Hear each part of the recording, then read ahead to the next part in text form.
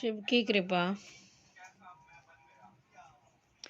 चाणक्यपुर गांव में सनातन नाम का एक व्यक्ति अपनी पत्नी और सुमिति, अपने बूढ़ी माँ और अपने 2 बच्चों के साथ रहता था।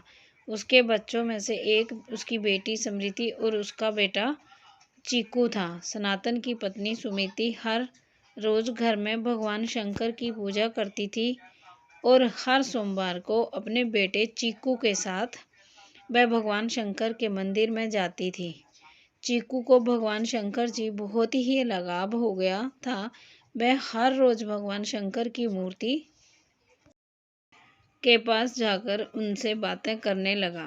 वह बोला कि भगवान, आपको तो पता है कि कल हमारे स्कूल में एक मंत्री आने वाले हैं, इसलिए हमारे मास्टर ने हमें अच्छे कपड़े पहनने को कहा है। वैसे तो भगवान, आप भी तो कभी बचपन में स्कूल गए होंगे ना। तभी समृति वहां आकर चीकू से कहती है, अरे चीकू, क्या बात कर रहे हो, भगवान थोड़ी स्कूल जाते होंगे। और मास्टर ने उनको अच्छे कपड़े पहनने को भी बोला है, लेकिन चीकू का एक जूता तो आगे से फट गया है। चीकू के लिए नए जूते लेने हैं तो आप ले लेंगे। फिर सनातन सुमति से कहता है, अरे नहीं, इस महीने की पगार तो ख़त्म हो चुकी है।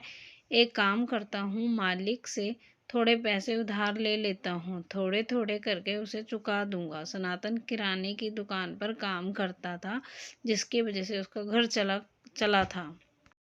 उसने अपने मालिक से थोड़े से पैसे उधार मांगे तो उसके मालिक ने उसे पैसे दे दिए और उन पैसों से चीकू के लिए नए जूते ले आया। जब शाम को चीकू ने नए जूते देखे तो वह बहुत ही खुश हो गया था।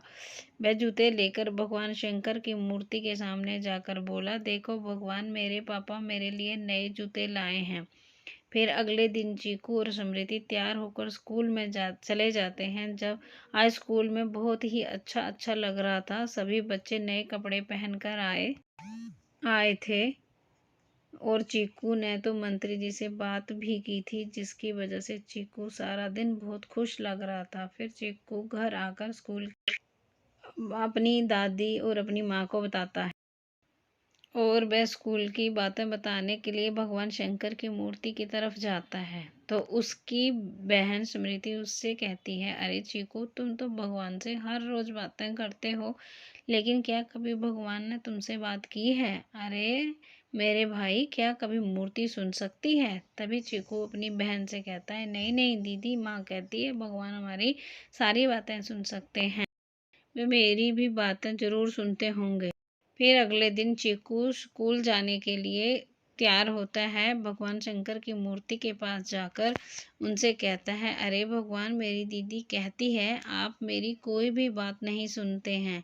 भगवान, मैं तो आपसे बात करना चाहता हूँ, लेकिन आप कभी भी मुझसे मिलने के लिए क्यों नहीं आते हैं? मुझे तो ये भी नहीं पता कि आप कहाँ पर रहते हो, वरना मैं आपसे मिलने के लिए चला।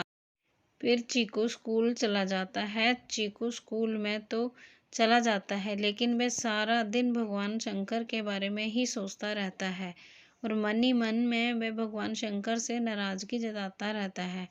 जब चीकू रात को सो रहा होता है तब भगवान शंकर चीकू के पास आते हैं और कहते हैं, अरे चीकू, उठो, मैं तुमसे मिलने आया हूँ। तभी चीकू उड़ जाता है और भगवान शंकर चीकू से कहते हैं कि तुम मुझसे नाराज हो क्या?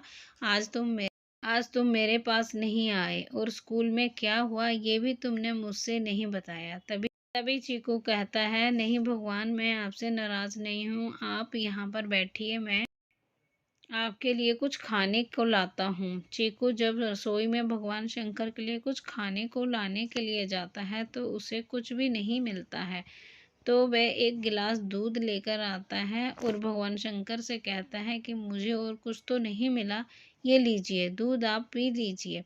फिर भगवान शंकर वह दूध पीकर और चीकू को आशीर्वाद देकर वहाँ से चले जाते हैं। जब अगली सुबह चीकू की माँ चीकू को उठाने के लिए आती है तो उसे वहाँ पर दूध का गिलास दिखाई देता है। तो वह चीकू से पूछती हुई, चीकू, क्या क्या तुम्हें रात को भगवान शंकर आए थे, मैंने उनको ये दूध पीने को दिया था। तभी चीकू की माँ कहती है कि अरे चीकू, क्या बात कर रहे हो, भगवान शंकर तुमसे मिलने आए थे।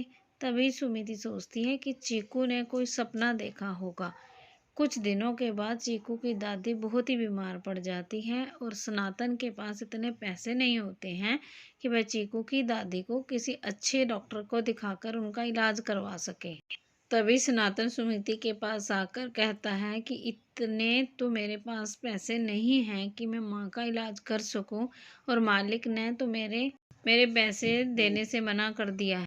तभी चीकू उन दोनों की बातें सुन रहा होता है और ये वह दौड़कर भगवान शंकर की मूर्ति के पास चला जाता है। फिर चीकू भगवान शंकर की मूर्ति के पास जाकर रोने लगता है कि हे भगवान, मेरे पापा के पास इतने पैसे नहीं हैं कि वे मेरी दादी का इलाज करवा सकें। भगवान, आप ही हमारे कुछ मदद करें जिससे हम अपनी दादी का इलाज करवा सकें।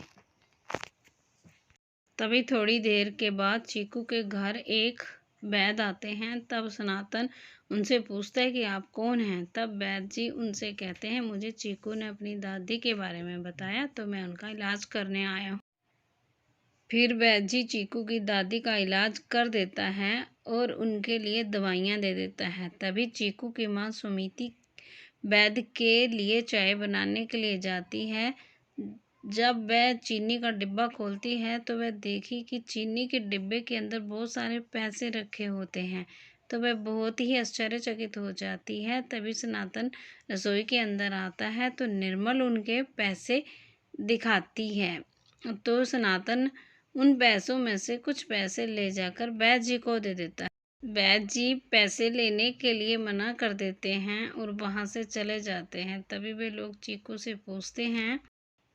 चीकू उन्हें कहता है कि मैंने दादी के बारे में भगवान शंकर को बताया तो उन्होंने ही पैसे दिए होंगे।